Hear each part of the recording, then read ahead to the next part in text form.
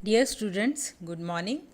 मैं doctor Rosy आज BA third year के फर्स्ट पेपर में आपको समाज में श्रम विभाजन के बारे में समझाऊंगी। समाज में श्रम विभाजन इमाइल दुर्खीम का सर्वप्रथम ग्रंथ है, जिसमें उनके द्वारा श्रम विभाजन का सिद्धांत प्रतिपादित किया गया। ये पुस्तक उनका शोध ग्रंथ है। इस पुस्तक का प्रथम प्रकाशन फ्रेंच भाषा में हुआ था। इसी ग्रंथ पर दुर्खीम को पेरिस विश्वविद्यालय में डॉक्टरेट की उपाधि से विभूषित किया गया था। ये शोध ग्रंथ होने के कारण इस पुस्तक में दुर्खीम ने अपने एक ही विचार को भिन्न भिन्न स्थानों पर भिन्न भिन्न ढंग से प्रस्तुत किया है, परंतु प्रारंभ से अंत तक दुर्खीम ने श्रम विभाजन को एक सामाजिक अथवा नैतिक तथ्य के रूप में स्पष्ट करने का सफल प्रयत्न किया है। दुर्खीम की ये पुस्तक 3 खंडों में विभाजित है। प्रत्येक खंड में दुर्खीम ने श्रम विभाजन की विभिन्न पक्षों की विवेचना की है। अब मैं समाज में श्रम विभाजन पुस्तक की पाठ योजना आपको बताने जा रही हूँ। सबसे पहले जिस शीर्षक के अंतर्गत उन्होंने लिखा है वह है प्रस्तावना। इसके अंतर्गत आपने समस्या की व्याख्या की है। आपने समाज में श्रम विभाजन के विकास का संक्षिप्त इतिहास और समस्या का वर्णन किया है। इसके साथ ही प्रस्तावना के अंतर्गत आपने पुस्तक की पाठ योजना भी दी है। खंड प्रथम, जिसका नाम है श्रम विभाजन का प्रकार्य। इस प्रथम खंड में 7 अध्याय हैं और इन अध्यायों में आपने कार्यों को निर्धारित करने की विधि, यांत्रिक एकता, सावयवी एकता का विकास आदि का वर्णन किया है। इस खंड में आपने मुख्य रूप से सामाजिक एकता और श्रम विभाजन के संबंधों की व्याख्या की है। खंड द्वितीय, कारण एवं दशाएं। इस खंड के 5 अध्यायों में आपने श्रम विभाजन और सुख, श्रम विभाजन के कारण, द्युतिक कारक, वंशानुक्रमण और परिणाम आदि का वर्णन और व्याख्या की है। खंड तृतीय, असामान्य स्वरूप। पुस्तक के तीसरे खंड में कुल 3 अध्याय हैं, जिसमें आपने श्रम विभाजन के कुछ असामान्य स्वरूपों की विवेचना की है। निष्कर्ष। इस पुस्तक के अंतिम भाग में आपने प्रस्तावना में जो व्यवहारिक समस्याएं उठाई थीं, उनका हल प्रस्तुत किया है। आपने अपने अध्ययन के निष्कर्ष प्रस्तुत किए हैं। दुर्खीम ने प्रस्तावना में लिखा है कि हमें श्रम विभाजन का अध्ययन वस्तुपरक तथ्य मानकर करना चाहिए। श्रम विभाजन के प्रकार्य की समाजशास्त्रीय परिभाषा। इमाइल दुर्खीम के अनुसार श्रम विभाजन एक सामाजिक तथ्य है। इसीलिए दुर्खीम ने सबसे पहले प्रकार्य शब्द का अर्थ स्पष्ट किया। प्रकार्य के उन्होंने 2 अर्थ बताए। एक, प्रकार्य का अर्थ गति व्यवस्था से है, अर्थात क्रिया से है, और दूसरा, प्रकार्य का अर्थ क्रिया के द्वारा पूर्ण होने वाली आवश्यकता से है। अपनी इस पुस्तक में आपने प्रकार्य की अवधारणा का दूसरा अर्थ लगाया है, अर्थात उसे प्रयोग में लिया है।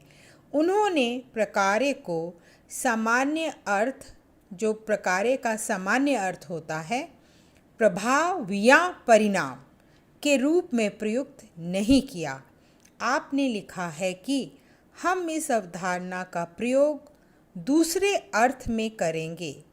आपके अनुसार श्रम विभाजन के प्रकार से अर्थ है कि श्रम विभाजन की प्रक्रिया समाज के लिए किन किन आवश्यकताओं की पूर्ति करती है।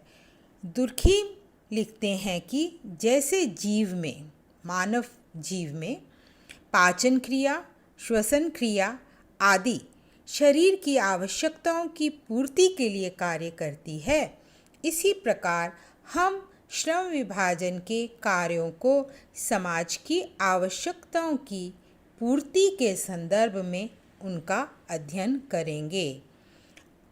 कहने का अर्थ है यहाँ पर संक्षेप में, इमाइल दुर्खीम ने प्रकार्य शब्द का दूसरा अर्थ लगाया है। जो उन्होंने दो अर्थ बताए थे प्रकार्य के, उसका दूसरा अर्थ लगाया है समाज में श्रम विभाजन की अपनी अवधारणा के अंतर्गत। श्रम विभाजन एवं नैतिकता। इमाइल दुर्खीम के अनुसार नैतिकता न्यून अपरिहार्य है, अत्यंत आवश्यक है, प्रतिदिन का भोजन है, जिसके बिना समाज बना नहीं रह सकता। दुर्खीम ने श्रम विभाजन और नैतिकता में परस्पर घनिष्ठ संबंध बताया है।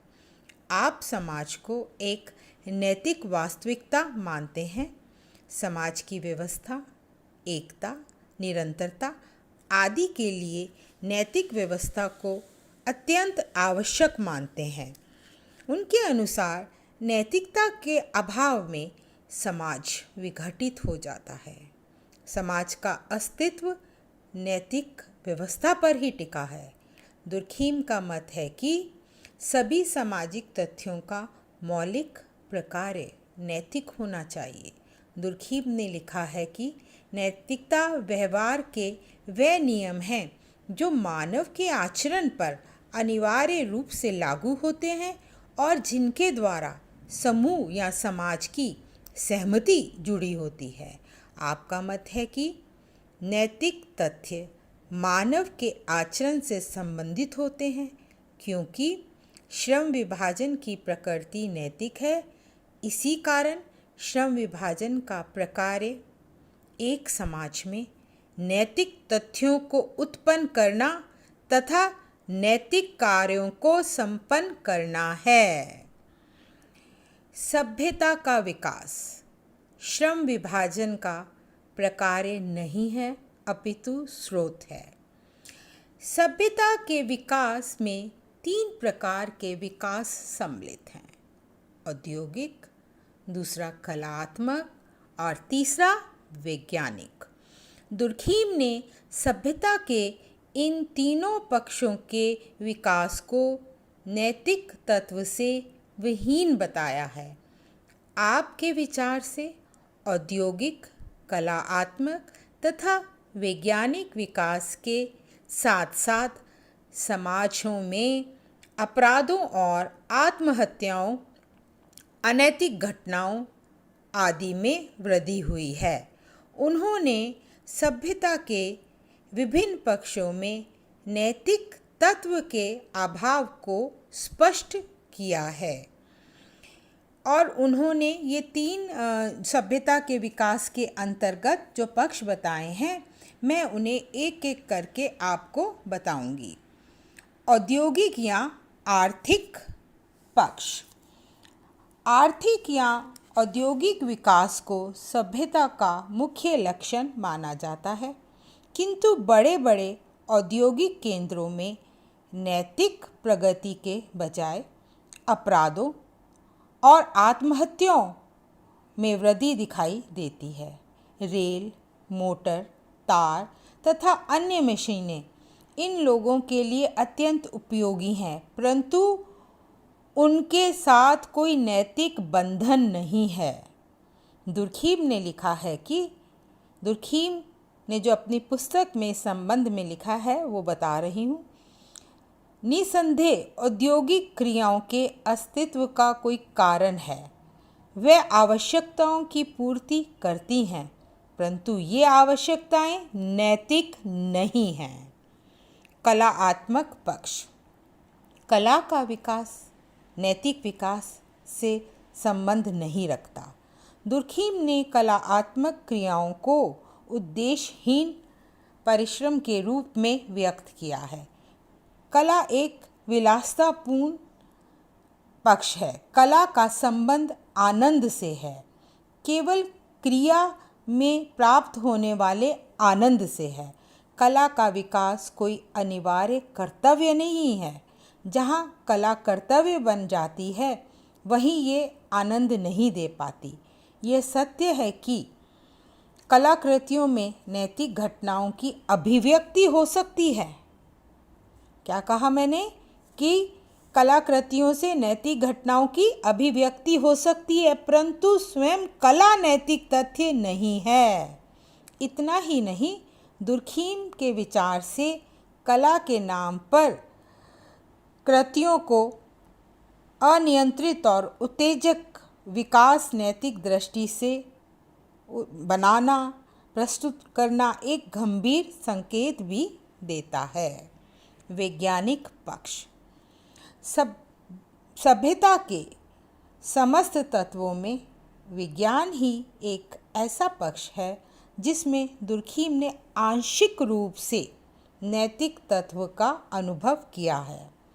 इसका कारण उन्होंने बताया कि प्रत्येक समाज में सदस्यों के लिए अपना ज्ञान बढ़ाना, अपना विकास करना, वैज्ञानिक सत्य को जानना एक कर्तव्य समझा जाता है। हमें औद्योगिक जीवन में प्रवेश करने के लिए मजबूर नहीं किया जाता।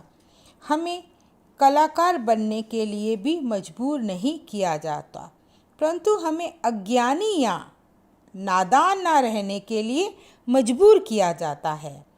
जीवन की परिवर्तित दशाओं के साथ अनुकूलन करने के लिए ज्ञान और विज्ञान का विकास एक आवश्यकता है, किंतु सामान्यतः विज्ञान का संबंध कुछ श्रेष्ठ वर्गों तक ही सीमित हो जाता है और ये लाभदायक तथा अच्छी वस्तु होते हुए भी समाज के लिए अनिवार्य नहीं होती। यदि हम ज्ञान प्राप्त नहीं करते तो हमें अनैतिक नहीं कहा जाता। इस प्रकार सभ्यता के वैज्ञानिक पक्ष को नैतिक तत्व से वहीन मानकर दुर्खीम लिखते हैं कि ये क्रिया का वह क्षेत्र है जो सबके प्रवेश के लिए खुला है, किंतु वहाँ प्रविष्ट होने के लिए किसी को बाध्य नहीं किया जाता। हमारे लिए विद्वान होना भी उतना ही आवश्यक नहीं है जितना कि कलाकार होना। अतः विज्ञान भी कला और उद्योग की भांति नैतिक परिधि से बाहर है। अब मैं संक्षेप में आपको इसका सार रूप बताने जा रही हूँ। सभ्यता के उपरोक्त तीनों पक्षों के विकास का संबंध नैतिक विकास से नहीं है। सभ्यता के पक्ष ये सिद्ध नहीं करते कि उनके विकास के अभाव में समाज जीवित नहीं रह सकते। हमें दुर्खीम की इस बात से पूर्णतः सहमत होना चाहिए, क्योंकि जिन समाजों में औद्योगिक, कलात्मक, वैज्ञानिक विकास नहीं हुआ है अथवा जिन प्राचीन समाजों में ये नहीं था, वे भी जीवनहीन नहीं थे। ये भी सत्य है कि आर्थिक संपन्नता या कलात्मक और वैज्ञानिक विकास नैतिक विकास का लक्षण नहीं है। अतः श्रम विभाजन को सभ्यता के विकास में सहायक तत्व या स्रोत माना जा सकता है, परंतु यदि केवल सभ्यता की वृद्धि मात्र ही इसका प्रकार है तो इसका अर्थ ये होगा कि श्रम विभाजन भी नैतिकता की दृष्टि से तटस्थ घटना है, क्योंकि सभ्यता नैतिकता से संबंधित नहीं है, किंतु श्रम विभाजन एक नैतिक तथ्य है। अतः दुर्खीम घोषित करता है कि सभ्यता का विकास श्रम विभाजन का प्रकार्य नहीं है। धन्यवाद।